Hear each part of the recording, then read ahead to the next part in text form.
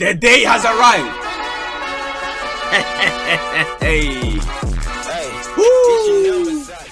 You guys think I'm talking about Champions League match day 1. I am talking about that. The Champions League does start tonight, but it's also the day that we hit 40,000 subs, because just 50 more of you got to subscribe and we hit the big 40k on the road to that 100k plaque. But as I said, Champions League is here. I gave you guys my top 36 rankings from first to last, but we have to give you my individual scores for all 18 games of match day 1.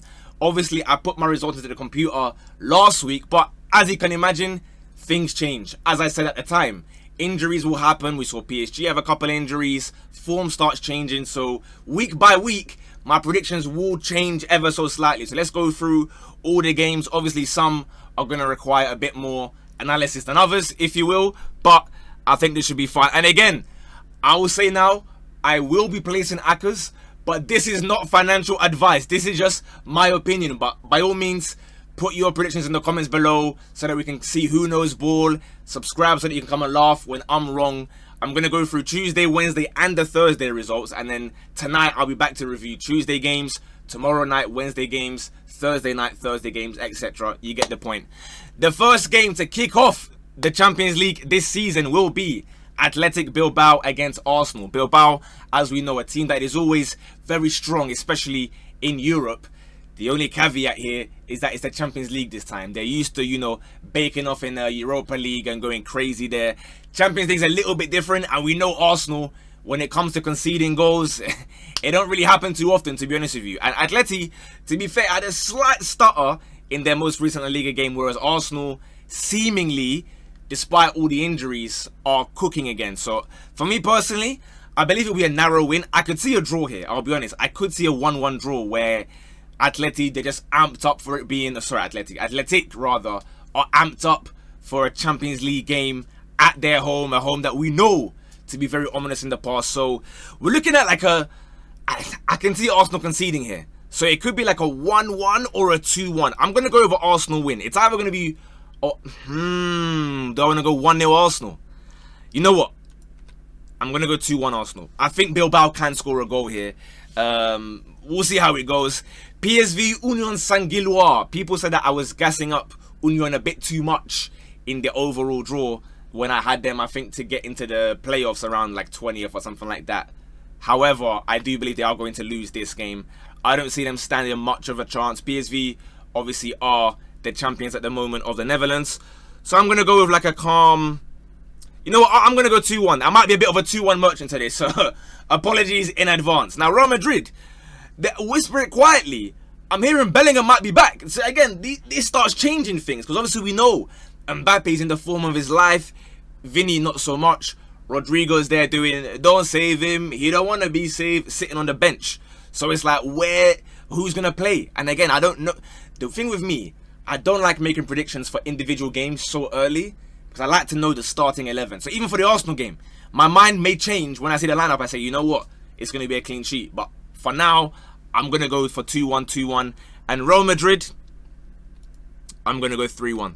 I think Marseille, look, De Zerbi, again, despite the incidents and whatnot, he is a good manager. He's a good coach. Marseille are a decent team footballistically, but Real Madrid, they're flying right now, and I think it's going to continue. Now, Juve Dortmund, this one, if you asked me last year, I'd say there could be a slight Dortmund upset here, but Juventus so far, you know me, I hold my hands up, bro. I don't care if you think I have agendas or I hate teams. I only hate Luis Suarez. That's it. Not teams or players or whatever. Just Luis Suarez. So when I've been hating on Juventus, it's just me saying that I don't like watching them. It's really, really boring. They're not a good team. This season, I'm liking it. So far, so good. Kenan Yildiz, of course, he scored the first ever goal in this new Champions League phase just last year. For those of us who remember, it was a banging goal as well. He scored a banger on the weekend against their eternal rivals Inter, and I see them winning again. Now, again, apologies in advance, but I am going to be a 2-1 merchant here. But don't worry, because the 2-1 merchant stuff will end there for a little bit, because Karabag, look, big respect to your thing, yeah, it's not going to happen. Benfica, I mean, to be fair, Benfica last year, of course, they were very close to upsetting Barca on multiple occasions, actually. So we know that at home they can do a job. Obviously, I'm not really rating Portuguese teams anymore. But with that being said, I think we'll have our first clean sheet of the match day. A 2-0 win. We go to the Tottenham Hotspur Stadium. This could be anything, I'll be honest with you. I tried to think very hard about what's going on here. Obviously, Tottenham just went away to West Ham at the Everybody Eats Stadium and won 3-0. Thomas Frank has done a great job so far. We saw them, I guess, in a European tie, kind of, against PSG in the Super Cup, where I believe they played quite well, but obviously they ended up losing. They're home against Villarreal. Villarreal, who, I guess, the form slightly flipped, right? Because after having an incredible start to this season where the good mate Nicolas Pepe was player of the month, they did, of course, fall short against Atleti just this weekend. But with that being said, I believe Villarreal will put up a really good fight. I think they're being underestimated a little bit here. Pepe going back to North London. I don't think it'll be enough. I am going back to being a 2-1 merchant. Apologies. Apologies, guys. But some of these games, I just see goals happening. So if you want my prediction, go chuck in over 2.5 goals in a lot of these games. I think there will be goals in these games. Now, Slavia Prague against Bodo Glimt. This one is tricky. I'll tell you why. Because in the original video I made, yeah, I had this to be a draw. Right? I had a 1-1. Bodo Glimt going away. I thought, yeah, they'll do a job. Because we know Bodo Glimt away from home, nothing special, but at home they're going to be crazy with the AstroTurf pitch and whatnot. But I think I am going to change my score to 1-0. I think Slavia Prague might just scrape a 1-0 here. It will be smart to stay with my 1-1, to be fair. Do I stay 1-1? Do I stay 1-1?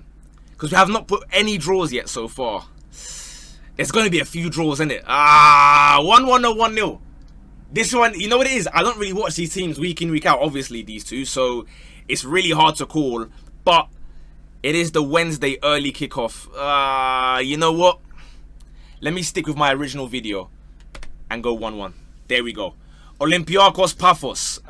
We have Greece against Cyprus. So that should be, I don't know how much the beef is between the football teams. I don't know if they're familiar with each other or not. I'm not really aware. But Paphos, a big respect. Again, you will be one of the cannon fodder teams in this tournament. Apologies for that. So I do think it'll be a comfy 2-0, if not potentially even a 3-0. Now, Wednesday night is probably the most exciting of all of the first 3 days that we have in match day 1, because we have Bayern Chelsea, Ajax Inter, Liverpool Atleti, and PSG Atalanta. Now, Bayern Chelsea. I said in my predictions video that I believe Bayern are going to beat Chelsea. And again, it led to a lot of backlash and uproar and stuff. Again, I don't really understand why people get so angry about predictions. I don't think it's that deep. But I just think Bayern Munich, especially at home, bro, these men, against most teams, I'll have them to be the favourites. Against basically everyone going to the Allianz, I would put Bayern as slightly the favourites to win it. So it's not an insult against Chelsea. I do believe Chelsea, despite finishing maybe like 9th or 10th in the group phase, will do well in the tournament because they're a good knockout team, if you will, right? Again, over 2 legs as well. They've got the experience in Conference League, and as a club, they have the heritage in the Europa and in the Champions League as well. But in this individual game here, especially with what I saw against Brentford, I'm not very moved. Obviously, Cole Palmer's back now, so that's good news for them.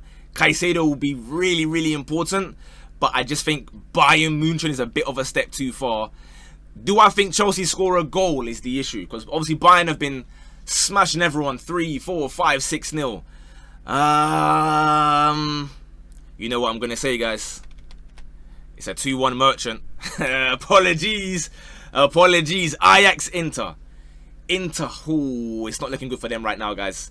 I, of course, had Inter to win at Ajax pretty calmly. Now it's looking a bit concerning because Udinese, you know, you can have an off day, fine, it is what it is. Against Juve, they, of course, let in 4 goals. It was not a good look whatsoever. Hakan, who scored 2 bangers, was absolutely terrible in midfield. Again, their whole midfield, I'll be honest, Barella, really, really off form as well. Not been liking what I've been seeing for a few months now, to be honest with you. It's not just a 1 or 2 games thing with Barella. It's been a few months of kind of dodgy behaviour from him. But Ajax, I just don't rate them. And so for that reason, I'm going to go with a bog standard Inter win where it'll be like a Dumfries cross or something like that. And then I don't know, Thuram might get his head on it and say, hey, Inter fans, I'm sorry for laughing when we lost to Juventus on the weekend. Ooh. So I'm going to go 1-0 there. Now, Liverpool Atleti. This one is definitely for those who remember, as people on Twitter call it, maybe the biggest hate watch of all time. When Morata was doing that and he was doing sorries and whatnot. That was a crazy day. Liverpool, of course, 4 wins out of 4. Now, the issue here is that, as we can all agree, those 4 wins were all very questionable, right? It hasn't been convincing by any stretch of the imagination. Atleti, on the other hand, have not been convincing and have not been getting their results either, other than the very last game. Now, it seems as though, again, I'm not sure if it's 100% confirmed or not, Alvarez may have picked up a knock, and so he may be missing this game. In that case, I'm not sure what's going to happen instead. I don't know if we're going to be like a solo thing, or I don't know what's going to happen with Atleti. But I think Liverpool at home, first Champions League game for a couple of the players, Ekitike and whatnot. I think they will get the win. The issue, it's so difficult to predict Liverpool right now because they like, I don't mean this to be bad, but as in like they're not very good in terms of, they're not a 12 points out of 12 team. Does that make sense? They aren't playing that well, but you're getting the wins. We do know though, Wirtz Champions League last season group phase, that's when he decided to show up. So maybe this is the day that Wirtz arrives, and so therefore we bring back the 2-1 Merchant.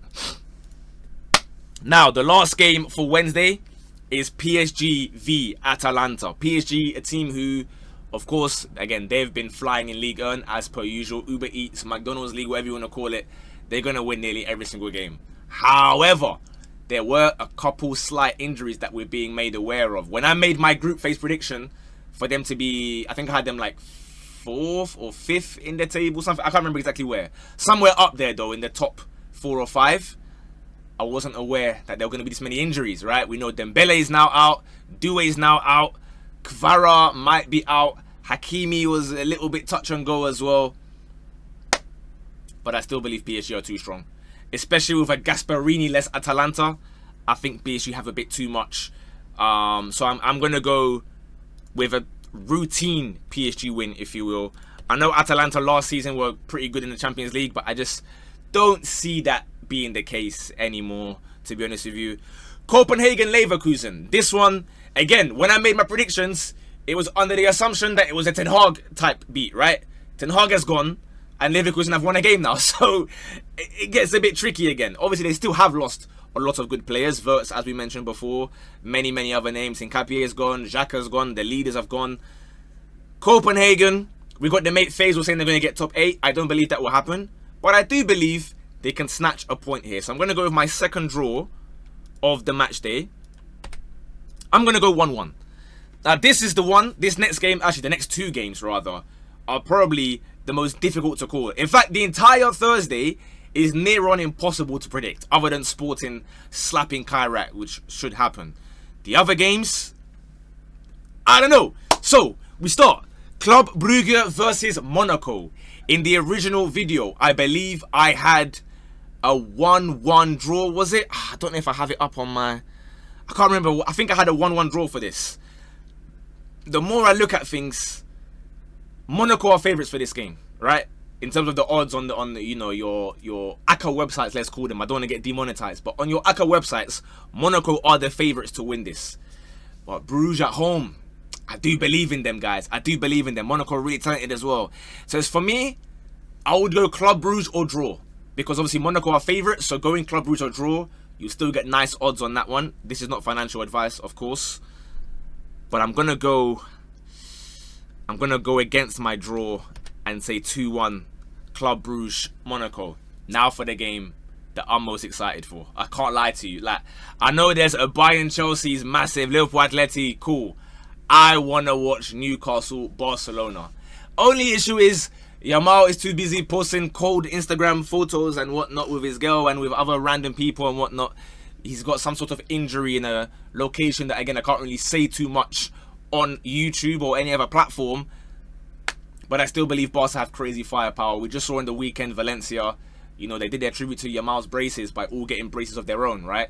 I mean, Lopez brace, Rafinha brace, Lewandowski braces as well. So they got goals in them. Newcastle, however, this is purely when we talk about intangibles now.